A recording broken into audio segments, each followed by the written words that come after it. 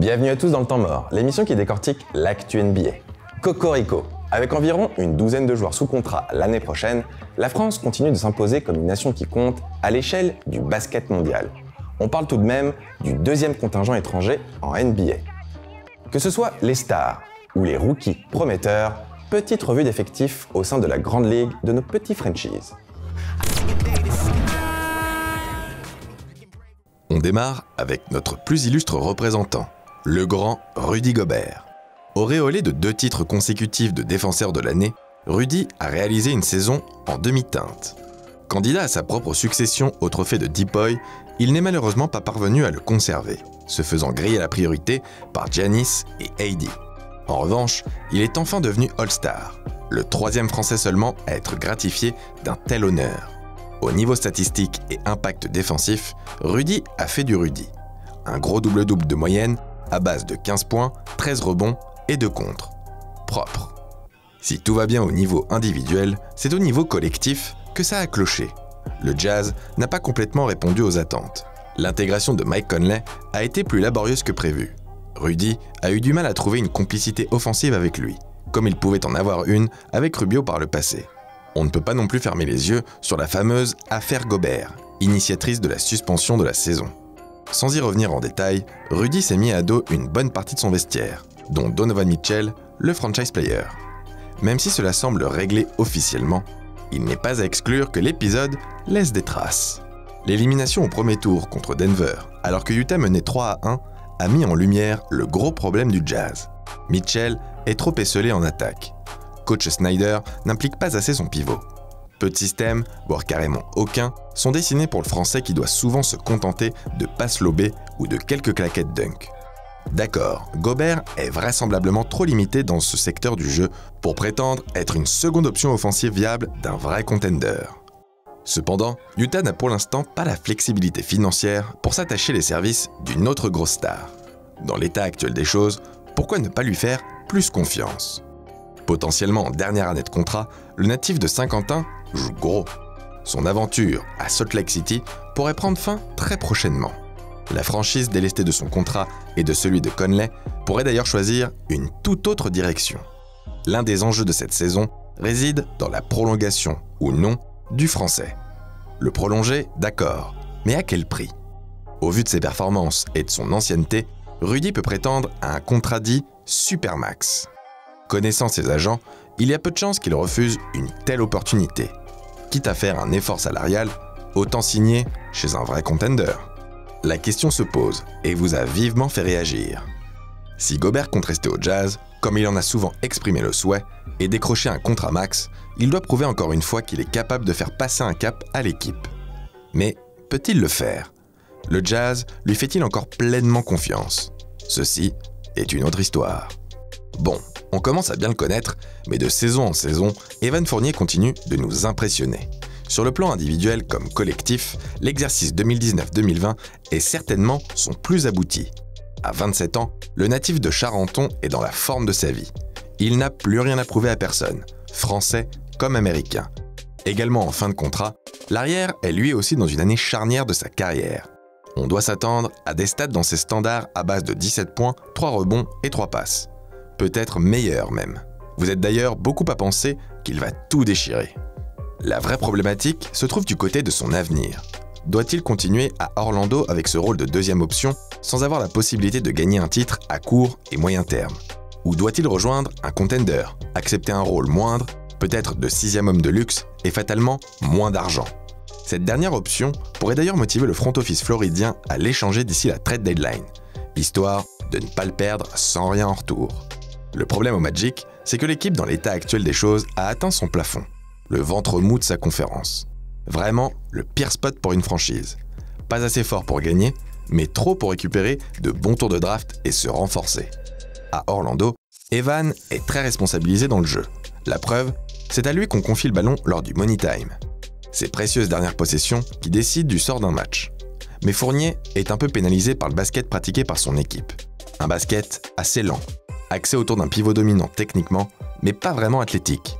Nikola Vucevic, quoi. Dans le backcourt, Evan n'est pas épaulé par de très grands meneurs et doit souvent prendre la création à son compte. Imaginez-le à côté d'un Stephen Curry ou d'un Chris Paul. Ça a tout de suite plus de gueule. Même sans aller dans ses extrêmes, un Ricky Rubio suffirait. Même s'il progresse, Fultz ne sera vraisemblablement jamais un très grand playmaker. C'est pour ces raisons que nous souhaitons voir Evan quitter Orlando. Beaucoup de grosses équipes adoreraient l'avoir dans leur effectif. Un arrière-ailier polyvalent, doublé d'un bon coéquipier, ça donne envie. Il s'acclimaterait parfaitement aux Warriors ou aux Lakers par exemple. Mais bon, à presque 30 ans, Evan peut prétendre au plus gros contrat de sa carrière et on le voit mal faire l'impasse sur des dizaines de millions de dollars, même pour gagner un titre. Quoi qu'il en soit, vous l'aurez compris, cette saison s'annonce d'ores et déjà cruciale dans sa carrière. Il lui faudra faire des choix importants et se donner à 100%. Tant qu'avec Rudy, il nous ramène une médaille olympique, nous, on sera contents. Après 2 dernières années très compliquées en Caroline du Nord, dont une boudée par son coach James Borrego, Nicolas Batum a enfin l'occasion de se relancer. Coupé par les Hornets, Batman a décidé de rejoindre les Clippers. Là-bas, il jouera le titre pour la première fois de sa carrière. À 31 ans, cela ressemble à une dernière chance, en tout cas dans un rôle significatif. À Los Angeles, le Français n'aura plus la pression inhérente à son gros contrat. On ne lui demandera pas toujours plus, comme ça a pu être le cas par le passé, notamment au niveau du scoring. En doublure de Kawhi, il pourra se concentrer sur ce qu'il sait faire de mieux, être un couteau suisse de luxe. Dans une équipe qui manque cruellement de création en sortie de banc, le fit semble très bon sur le papier. Vivement critiqué, Batum est conscient qu'il joue son avenir en NBA. Il a d'ailleurs confié s'être remis en question et avoir travaillé dur pendant l'intersaison pour revenir à son meilleur niveau. Selon ses dires, il aurait même perdu près d'une dizaine de kilos. Avec cette remise en question et dans un environnement qui lui est favorable, plus le droit à l'excuse. Pour vous, il est le Français qui doit le plus prouver cette saison. On vous en a parlé il y a quelques jours. Sélectionné à la 7e place par les Pistons, Killian Hayes est devenu le Français drafté le plus haut de l'histoire. À Détroit, le MVP du championnat d'Europe des moins de 16 ans 2017 rejoint une autre sensation tricolore, le très athlétique Sékou Doumbouya. On commence par le petit nouveau. Killian risque d'être jeté dans le grand bain dès le début de la saison en qualité de second ball handler de l'équipe, juste derrière Derrick Rose. Un mentor de choix, soit dit au passage. Un rôle de créateur dans lequel l'ancien Choletais excelle. Comme coach Casey nous l'a montré aux Raptors, il n'aura certainement pas peur de responsabiliser très tôt son rookie, que ce soit carrément en titulaire ou en meneur dans la seconde unit. Une belle opportunité pour démontrer balle en main ses qualités de playmaker. Surtout quand on connaît la propension de D-Rose et de Blake Griffin à se blesser. Pas de doute, notre Frenchie aura l'occasion de faire ses preuves. Sans obligation de résultat, parce qu'on ne va pas se mentir, ce n'est pas demain la veille que les Pistons vont renouer avec le succès, Killian aura tout le temps d'expérimenter, de prendre ses marques. D'autant plus qu'issu d'une double culture américano-française, il n'aura pas à souffrir de la barrière de la langue ou d'un choc culturel. En prenant le risque de quitter Cholet pour performer à Ulm, Hayes nous a déjà prouvé sa force de caractère. En le choisissant haut à la draft, devant des joueurs comme Tyrese Haliburton par exemple, la franchise lui a exprimé sa confiance. Alors, il n'y a plus qu'à, comme on dit. Focus maintenant sur son futur coéquipier. Pour sa première année dans la Grande Ligue, Sékou a alterné entre l'excellent et le franchement très moyen. L'excellent en parvenant à se faire une place dans l'effectif suite à la blessure de Blake Griffin et grâce à un début de saison très concluant en G-League. L'ancien du CSP Limoges explose même aux yeux du grand public en enchaînant une dizaine de matchs de très haut niveau début janvier, ponctué par un pic à 24 points lors d'une victoire des siens sur les parquets des Celtics. Malheureusement, le reste de la saison a été loin d'être aussi brillant, finissant régulièrement avec un plus-minus catastrophique, ce qui lui a d'ailleurs valu de se faire remonter les bretelles par Dwayne Casey plus d'une fois. Au fond, on s'attendait à ce que son jeu soit encore perfectible, notamment au niveau de l'adresse et de quelques pertes de balles évitables. On peut le pardonner, Sékou est encore très jeune. Il fêtera ses 20 ans ce mois-ci. C'est un talent brut, dont le potentiel réside surtout, même s'il ne faut pas le résumer uniquement à ça, dans ses incroyables qualités athlétiques. En revanche, son manque d'intensité est plus préjudiciable. Écoutez ce que Casey dit de lui en février. « Je suis très inquiet au sujet de Sékou. C'est un gamin. Son apparence, sa façon de se tenir, il devrait prendre plus de plaisir que quiconque ici. Je ne sais pas si c'est la barrière culturelle, peut-être, mais il doit continuer à jouer dur, avec passion. et à tirer profit des opportunités qu'il a parce que c'est quelque chose de fugace. Les opportunités, il les a eues jusque-là. Quand tu es un jeune joueur, tu fais forcément des erreurs, mais le manque d'intensité ne devrait pas en faire partie. On peut espérer qu'après 1 an d'acclimatation et avec l'arrivée de son ami, Sekou parviendra enfin à trouver ses marques à Détroit. D'autant plus qu'à l'inverse de Hayes, son temps de jeu n'est pas garanti. L'arrivée de Jerami Grant lui offrant une belle concurrence. Cette saison, pour gagner des minutes, il devra faire preuve de régularité et d'une concentration accrue. Sekou n'est plus un rookie. Il est temps de lâcher les chevaux. Il y a encore peu, nous étions beaucoup à nous inquiéter du futur de Timothé Luwawu-Cabarrot sur les parquets de la Grande Ligue. 4 franchises, dont 2 passages en G-League en 4 ans. C'est rarement bon signe. Ça avait pourtant bien commencé aux Sixers, où Timothé s'était illustré en devenant titulaire pour pallier à la blessure de JJ Redick. Malheureusement, à son retour et suite à l'arrivée de Marco Bellinelli, l'arrière français a vu son temps de jeu fondre comme neige au soleil, jusqu'à devenir carrément inexistant, coupant net sa progression. Depuis, Timothé n'a jamais eu l'occasion de faire ses preuves, même s'il a toujours répondu présent lors des rares minutes qui lui étaient octroyées. Heureusement, le Canois a su saisir sa chance dans la bubble au sein d'un effectif des Nets complètement décimé. À Disney, en l'espace de 12 rencontres, l'arrière-ailier a tourné à plus de 15 points de moyenne, dépassant à 4 reprises la barre des 24 points. Au-delà de l'essor statistique inhérent à l'explosion de son temps de jeu, c'est dans la manière que Timothé a surpris. Du drive, du shoot à 3 points, notons au passage une nette progression au tir. Offensivement, il s'est montré à l'aise avec ou sans ballon, tout en restant un défenseur très correct à l'échelle de la NBA. Ses performances ont d'ailleurs poussé les Nets à prolonger l'aventure. Mais au sein d'un effectif pléthorique chamboulé par les retours de KD et Kyrie, nous sommes en droit de nous interroger sur son rôle la saison prochaine. Dans l'état actuel des choses, même en étant optimiste, cela risque d'être très compliqué pour lui de s'y faire une place. Déjà en concurrence directe avec Caris LeVert et Joe Harris, les arrivées de Jeff Green et surtout de Landry Shamet ne font que rendre la tâche plus ardue encore. Le nouvel entraîneur de l'équipe Steve Nash, comme la présence de Mike D'Antoni dans le coaching staff semble en attester, lui préférera sûrement des joueurs plus estampillés sniper, à l'instar de Shamet. Un trade de notre français serait alors sûrement la meilleure option pour lui. Parce que s'entraîner tous les jours avec KD, ça a du bon. Mais à 25 ans, c'est du temps de jeu dont on a besoin. Heureusement, comme dit précédemment, Timothé a eu l'occasion de se montrer cet été. Beaucoup d'équipes seraient très certainement intéressées à l'idée de récupérer un arrière polyvalent pour même pas 2 millions. On ne s'inquiète pas trop donc. S'il veut rester aux Nets, l'arrivée de James Harden serait presque la meilleure solution. Pour s'attacher les services du barbu, Brooklyn serait obligé de lâcher plusieurs de ses extérieurs, libérant ainsi des minutes pour Timothé. Mais bon, pour l'instant, ce n'est que de la fiction.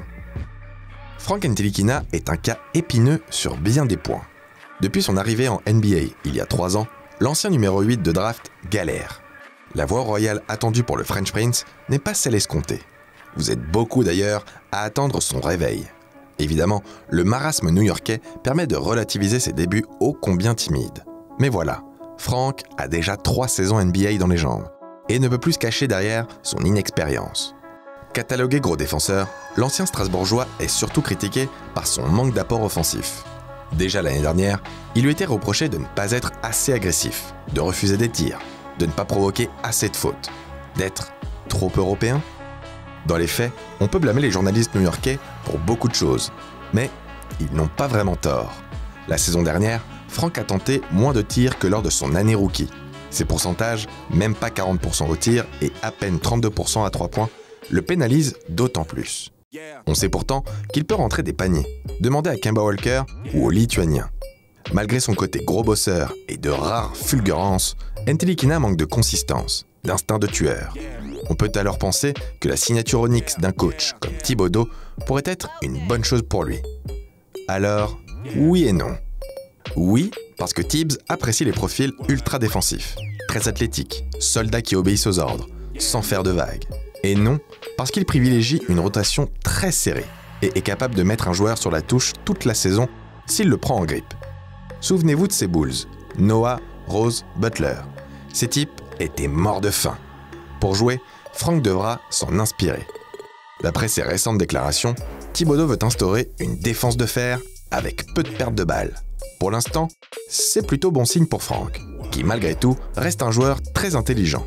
À 1 an de la fin de son contrat rookie et dans une académie de jeu qui devrait lui être favorable, il est enfin temps pour lui de passer un cap. Les concurrences de Dennis Smith Jr., Alec Burks et Austin Rivers ne sont pas insurmontables. C'est le moment de passer la deuxième. Dans le cas contraire, sa cote, déjà pas extrêmement haute, risque de chuter davantage dans une NBA ultra offensive qui glorifie le guard shooter. Courage Franck, il faut y croire. Après avoir fait le tour des gros noms, on va s'intéresser aux autres. Ceux qui vont devoir se battre plus que la moyenne pour se faire une place en NBA. Honneur aux aînés. Alors qu'on le pensait en pré-retraite, Joakim Noah a agréablement surpris tout le monde en se relançant aux Grizzlies pour finalement atterrir aux Clippers. À l'heure où on poste cette vidéo, son avenir n'est pas encore scellé. Et la deuxième franchise de LA peut encore décider de le couper pour faire une place supplémentaire dans son roster. Après l'ancien, il est temps de parler des petits nouveaux. Théo Maledon et Killian. Décidément, ce prénom porte chance. Tilly. On commence par ce dernier. Issu d'une illustre lignée de volleyeurs, Killian n'a pas eu la chance d'entendre ce nom le soir de la draft. Fort heureusement pour lui, les Grizzlies lui ont proposé un two-way contract dans la foulée. À 22 ans, le dernier de la famille Tilly est plutôt âgé pour un première année. En effet, il s'était déjà inscrit à la draft en 2019 pour finalement retirer son nom à cause d'une blessure l'obligeant à finir son cursus universitaire. Que ce soit avec l'université de Gonzaga ou en sélection jeune, Killian a toujours été bon. Champion d'Europe des moins de 16 ans et MVP du tournoi en 2016. Finaliste du Final Four NCAA un an plus tard. Mais le problème, c'est qu'il souffre du syndrome Bulldogs de Gonzaga, catalogué bon joueur universitaire dans un système bien huilé, mais rapidement limité lorsqu'il s'agit de NBA. Ce n'est pas tout.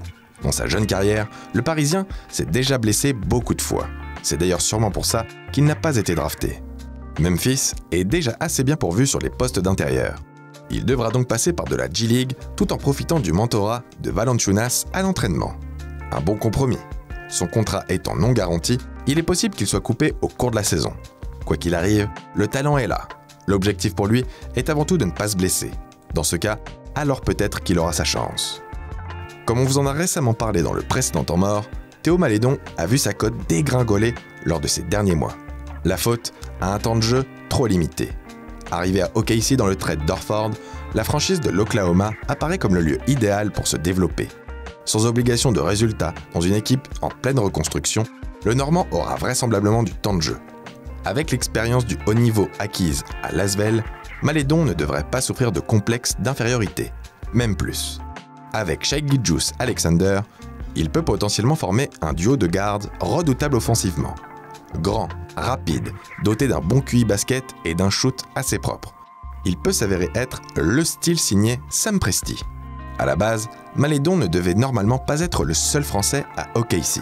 Fatigué de chauffer le banc à Boston, Vincent Poirier avait enfin obtenu gain de cause. Comme pour son compatriote, la conjoncture de la franchise était largement en sa faveur. Le départ de Steven Adams devait même lui permettre d'intégrer la rotation. Malheureusement, des rumeurs de plus en plus insistantes l'envoient du côté de Philly. Si le trade a bien lieu, ce serait une catastrophe pour Vincent, obligé de se contenter des miettes laissées par Joel Embiid et Dwight Howard. Dur de se faire une place en NBA si on ne vous en laisse pas l'occasion. Dans ce cas, comme pour Geoffrey Lauvergne avant lui, son futur semblerait plus se dessiner du côté de l'Europe. Depuis peu, un autre Frenchie est également mentionné du côté d'OKC. Il s'agit de Jalen Horde, ailier passé rapidement par Portland l'année dernière. En quête d'un nouveau two-way contract, on souhaite bonne chance aux Franco-Américains. Vous vous souvenez d'Adam Mokoka ? Mais si, le swingman qui, un soir de février, avait signé un record NBA en scorant ses 15 premiers points en carrière à 100% au shoot en à peine plus de 5 minutes. On a récemment appris qu'il avait re-signé un two-way contract avec les Bulls. Il risque de ne pas beaucoup jouer avec l'équipe première, surtout avec la concurrence de Zach LaVine, Otto Porter et maintenant Patrick Williams. Mais pourquoi pas profiter d'une blessure ou d'un trade pour grappiller quelques minutes ? On en vient à des cas un peu plus sensibles. Victime de la nouvelle ambition de la franchise, Eli Okobo a été coupé par les Suns. De toute façon, il n'était pas parvenu à se faire sa place dans l'Arizona. Contre toute attente, le meneur a trouvé un point de chute assez rapidement en rejoignant Timothé Luwawu-Cabarrot aux Nets. Pas de quoi s'affoler encore, on ne sait pas s'il s'agit d'un vrai contrat entre guillemets ou simplement d'une invitation à un camp. Rappelons que dans les deux cas, les franchises font signer des contrats aux joueurs. rien de garanti donc. Faisant partie du groupe France, Axel Toupane a dû quitter les Bleus pour s'envoler direction San Francisco. Sélectionné pour participer au camp organisé par les Warriors, l'Alsacien pourrait signer un nouveau contrat en NBA. À 28 ans et après plusieurs expériences infructueuses aux US, cela ressemble un peu à une dernière chance. L'occasion est belle, mais en NBA plus qu'ailleurs, il y a beaucoup d'appelés pour peu d'élus. Enfin, le vétéran Ian Mahinmi se retrouve aussi free agent. Plombé par les blessures et un contrat trop gros à assumer, pas certain qu'il retrouve une place en NBA. Pour lui, nouveau départ serait plutôt synonyme d'Europe, où il pourrait tranquillement finir sa belle carrière. Si on devait résumer en un mot la saison à venir de nos franchises, on pourrait dire crucial. Alors que des joueurs déjà bien installés comme Gobert, Batum et Fournier peuvent rêver de jouer le titre, les petits jeunes, à des niveaux différents, se battent pour leur survie dans la ligue la plus exigeante au monde. Si on est plutôt confiant pour l'avenir de certains joueurs français, pour d'autres, cela semble un peu plus compromis. Mais dans l'ensemble, la France continue de rayonner en NBA bien longtemps après les retraites de Boris Diaw et Tony Parker. Et c'est peut-être là l'essentiel. En tout cas, merci à tous d'avoir suivi cette nouvelle vidéo du temps mort. On espère que vous avez aimé, on attend vos retours en commentaire. N'oubliez pas de liker et de partager. Et surtout, crossez bien.